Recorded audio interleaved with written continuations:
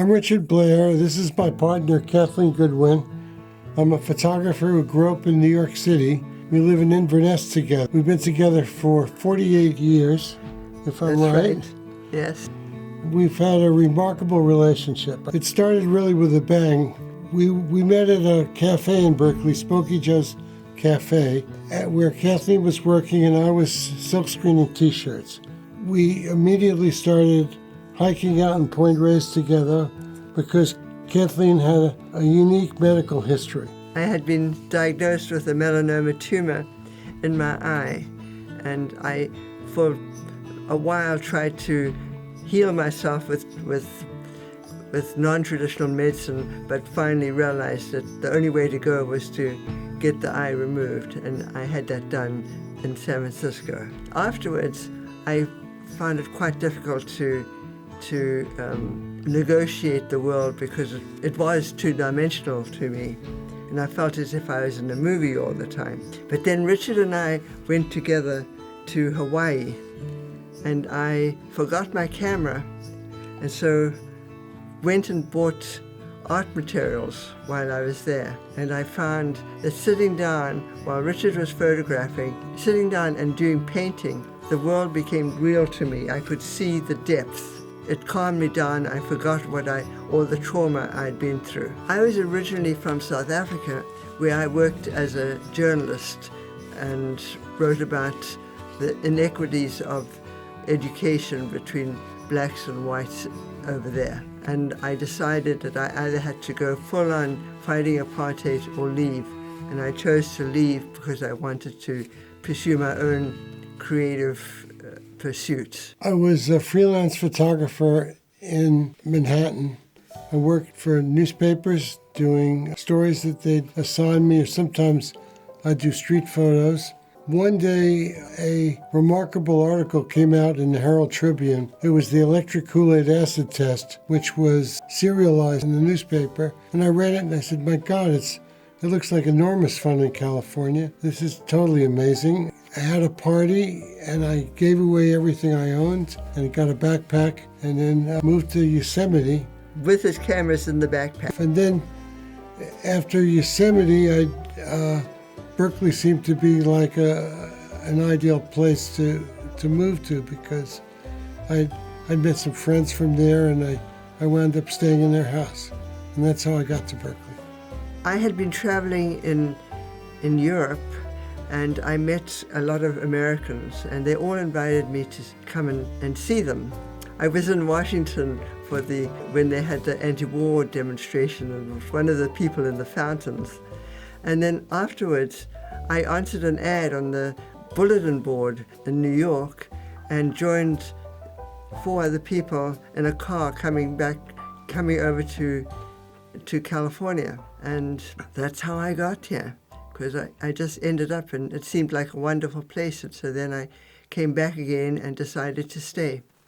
The next important thing in our lives is that Kathleen couldn't go back to South Africa or see her parents because here illegally, she didn't have a green card. I had overstayed my visa. And one day we were happily living together. Kathleen said, we have to get married because I need a green card. So I thought, yeah, that's good. We'll get married. That was the next big event. We got through that. And a 3-minute marriage ceremony at the Oakland courthouse. Right, yeah, here's a funny story. We went to the Oakland courthouse, and they said, you want the long ceremony or the short ceremony? And they said, well, it's just a legal formality. We'll go for the short ceremony. And then the clerk said, well, you're married. I said, we didn't say I do, or anything like that. They said, you're married. We paid $2 and we were out of there. It was pretty funny, but after about 7-8 years of marriage, we thought, this is actually kind of like a real marriage. I mean, we're getting along okay, right? Over about 7-8 year period, it turned into a real marriage. The longer we were together, the more we worked on the same projects. At first, we were pretty independent, but over time, that changed. And where it really changed is when we started publishing books. I was really lucky with my parents. My father was a real genius. He was a literary translator. He invented an international language called interlingua, and he actually had a reading knowledge of 13 languages. Later he started acting in plays, became a poet, and then ultimately I took his poetry and did a book of my photos of New York City with his poetry. My mother worked at a radio station, and even though it was kind of sexist in the 50s, she managed to arrange the public affairs programming for a radio station, WEVD in New York. It was kind of a left-wing Jewish radio station. By the time I left to come to America, my father had died very unexpectedly. My mother let me go. I mean, there's no question. They never stopped me from doing anything. So off I went. Father was very unusual in that he was way ahead of his time, and that he studied yoga, and he was a headmaster, and he stood on his head every day. He was a very liberal, left-wing thinker. They were both non-racist, and so I was brought in this.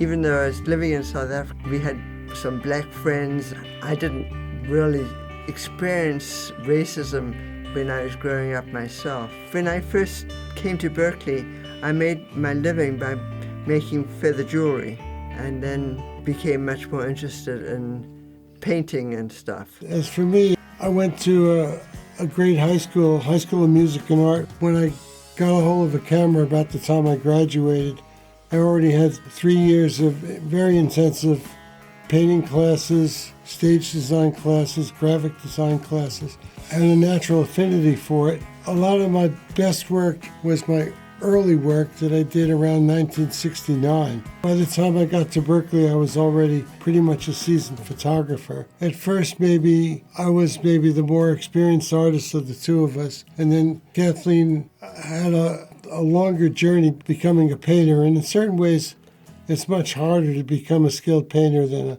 photographer. My academic background is I have a degree in chemistry and mathematics, as my father wanted me to pursue that. And he said, you could always study art on your own, which turned out to be true, actually. When I came back from the trip to Hawaii, I took classes at San Francisco State and College of Arts and Crafts, not to get a degree, but just to get the knowledge. And so I had some very good teachers, Robert Bechtel and Richard McLean, just started right from the beginning, doing drawing and learning the basics. My first real subject was tools.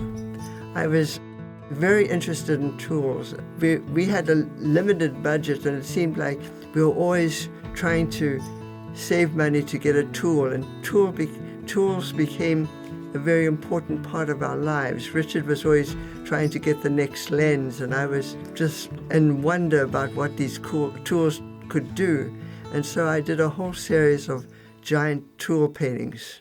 When I was in Berkeley, I was photographing the kids on Telegraph Avenue. Berkeley has always been a center of dissent.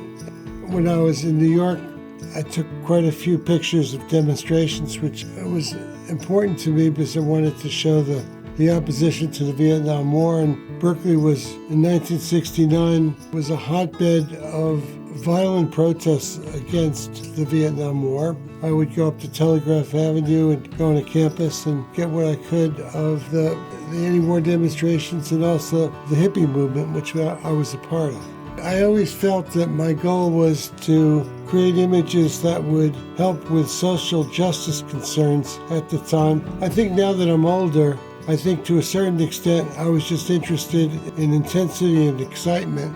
My goal was to try and get spectacularly good photographs. I was doing it for social justice purposes, but I think now that I'm a little older, maybe it was to a certain extent trophy shots. I try and photograph the most dangerous scene I could, just to see if I could get it.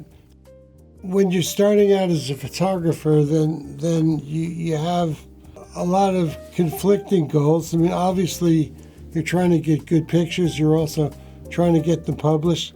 So I went to Altamont to the Stones concert, and I was working for a New York outfit. It was a stock agency, and they sent my pictures off to Paris Match and to Stern in Germany. I was right in front of the stage at Altamont where people were getting beat up around me. It's hard to understand nowadays just how strange and crazy the world was in 1969. On a daily basis, you could go walk around Berkeley, go to concerts, and you'd see absolutely strange and weird things that you never could imagine when you were in high school. The world was changing really fast back then. At Altamont, I went around with the manager of the Rolling Stones the night before. In fact, as far as the security of the concert went, there was a guy who came up to the manager. His name was Sam Cutler, and he said, my guys are here to provide security. We need that $3,000 that you promised us.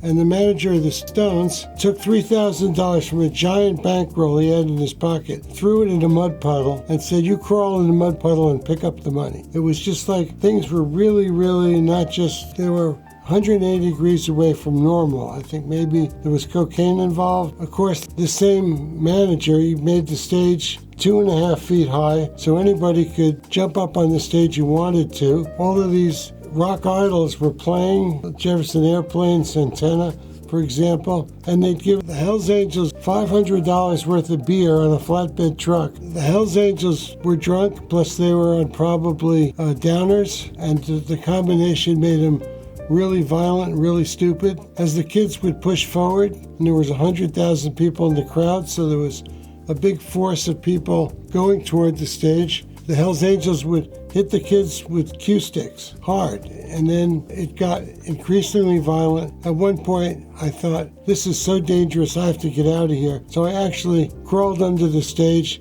went out the back, went back to the highway, and went home to Berkeley. I knew something bad was going to happen, and later that night, the Hells Angels actually killed somebody. So after Altamont, got a job with a publication called Earth Magazine, which was an offshoot of Rolling Stone. And I knew that there'd been a riot in Yosemite in 1970, and I thought to myself that I called them up and said, assign me to go up to Yosemite in 1971. I want to photograph what happens on July 4th, because that's the big riot was in July 4th, 1970. So I went up there, and I found out the head of the Park Service was in the valley. I was running around photographing kids, but I called the head of the Park Service. He was staying at the Iwani Hotel, and I said, can I get some pictures of you? I figured I needed to have the director of the Park Service, his portrait for the story. And he said, well, why don't you come to this meeting? And I went to a meeting of all the rangers in the Valley Visitor Center. They have an auditorium there. And this guy, who was a Kennedy appointee, he said, well, what do you guys think we should do about all this hippie problem we have? And the Rangers saw that he was from Texas and he had a bolo tie, and they thought it was their big chance to tell him a tough law enforcement story, not realizing he was a liberal. And I got up at the meeting because I have a big mouth and said, oh, we should have hippie campgrounds, we should have an educational program, we can educate the kids and stop this fighting between the Rangers and the hippies. So one guy got up and he said, these hippies, he said, they shoot marijuana, they have open sex in the meadow, we'll just stop them at the edge of the park. Their cars stink, but we'll say their cars aren't road safe, and we'll just turn them around, won't let them in. At this point, the director of the Park Service, who was leading the meeting, raised his hand and he said, marijuana is a social problem, but it's not really a law enforcement problem. Nobody goes crazy on it. If you think there's something wrong with having sex in the meadow, you're the one that's sick. Nobody in this room understands civil liberties. Everyone in this room is fired. And then he pointed at me and said, and you're a photographer? That's how I got my job. So these Washington guys, they paint with a broad brush. They don't mess around. That's why they're head of the Park Service. They actually, most of the Rangers got their jobs back, but...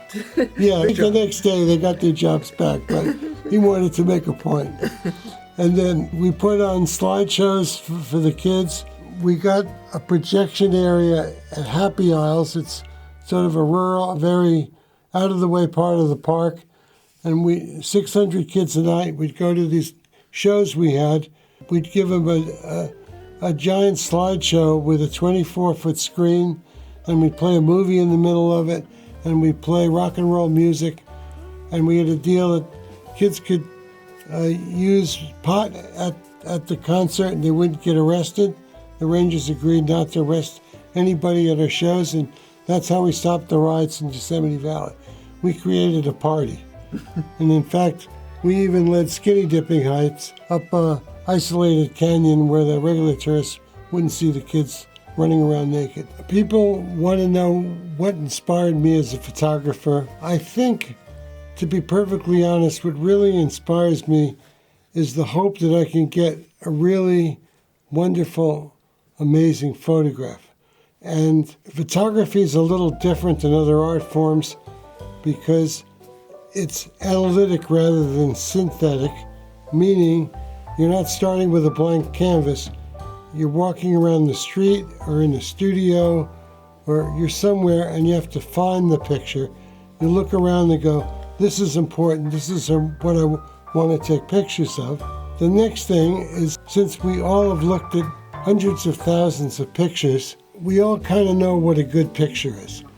You can put a stack of photos in front of someone and say, what do you think of these pictures? And they immediately go, I like it, I don't like it, it's okay, this is good, this is bad, because we've all seen millions of pictures. You look at television, you look at movies, you look at magazines, you see a lot. We're all very, very educated at it, and if you're trying to be a photographer, what you have to do is come up with something that's really has some amazing quality. Either it's a moment of time, maybe the framing is amazing, maybe it's just a person with two heads walking down the street. You go, wow, Siamese twins. People want a picture of that. Sure, it's important to have a theme, a body of work, an idea, but I think that the basis of the whole thing is trying to come up with simply a picture that's amazing in some fashion. My goal as a photographer, and I try to give anybody advice, I say, do something that's amazing.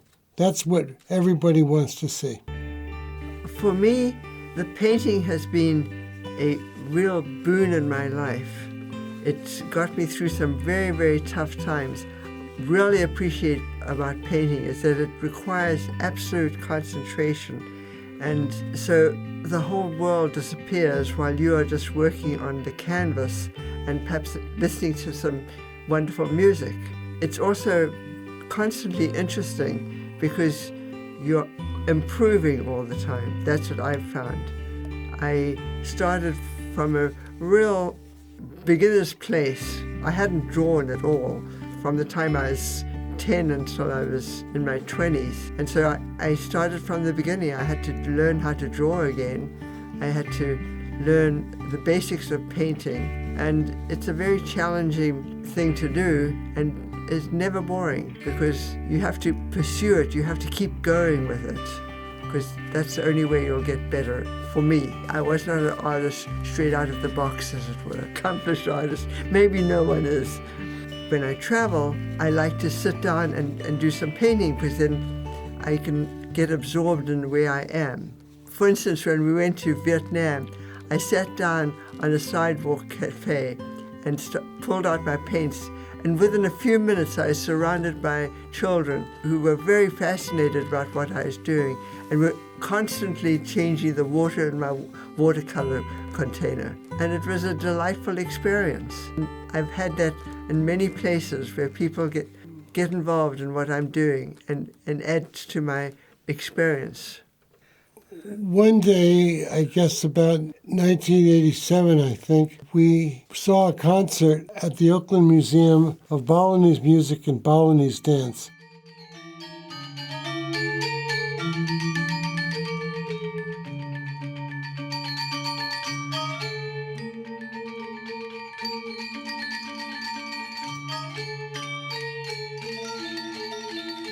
And it was so beautiful. The sound of the gamelan music was just incredible. It sounded like electronic music, but it was actually being played totally acoustically, and it was incredibly complex. And the dancers came out with the most amazing costumes. And I thought to myself, God, I have to photograph these people. This is amazing. I've never seen anything more beautiful. And then that led to my taking a lot of pictures for this gamelan group called Gamelan Sakajaya. And they're still playing this music out of a workshop in Berkeley. And then the next natural thing to do was to visit Bali, a truly, truly wonderful, amazing place. It's a tropical paradise where people seem to have an incredible ability to harmonize with one another in every aspect of their life. In 5 trips to Bali, we've been there 5 times together for a month each time. We've never seen 2 Balinese even raise their voice in anger. They're unbelievably well adjusted, and it's an art culture there. They do music, they do dance, they're incredible painters, they're amazing gardeners, their architecture is phenomenal. Our first book became an instant bestseller. We just sort of kept going with it. What's great about books is you can really express your ideas and showcase all your photos. And photographers take a great many pictures, particularly now in the digital age. Everybody's got a couple 100,000 pictures floating around. But when you have a book, it gives you an outlet for all of this stuff. And you could sort of find your best pictures and really showcase it. So we did do, one of our next projects was Visions of Marin, and that's been consistent. Yeah, we did a book just on Marin, and that's sort of become the standard gift book people give. They give relatives, they want them to visit Marin, they'll give them the book. It guaranteed the relatives will show up. It's Marin County is so beautiful. In a way, an easy book to do. Sometimes I say it's fish in a barrel because, you could put a camera on a tripod, spin it around, and wherever it stops, chances are pretty good you'll get a good picture in West Marin. I mean, whether you aim it or not. One of my favorite paintings is a series, really. I did it first as a diptych. It's an image that I saw. I was coming back from Heart's Desire, and it was dusk, and I looked over towards the Point Reyes headlands, and there's a farmhouse there, and they had some roads going down to the farmhouse, and the roads were lit up by the setting sun. And even though it was very dark, I took a picture and then did a diptych of that image. I always had planned to do a third panel. So then I picture in my head always of doing 3 panels. So then I did a second version of it, which had 3 panels, but I simplified it. I took out all the buildings and just made it very graphic. And I liked that a lot. And then a neighbor of mine gave me some stretcher bars, some huge stretcher bars, and I had these. And I thought, I think I'll do a picture of that same image, but all in one. And so I did. And so I have these 3 versions, all very different, but of the same image. And I like the way I've explored the concept of that. One of my early photographs when I was in New York City as a street photographer was the picture of the old lady and the mannequins. I was on 72nd Street, which is sort of a little bit up from town. There's a broad sidewalk. It's about a 25-foot sidewalk, and I was looking around the street to see if there was something interesting to photograph, and I saw an old woman who was holding on to the building, using it for support as she walked along, and her eyes had an extraordinary expression on them.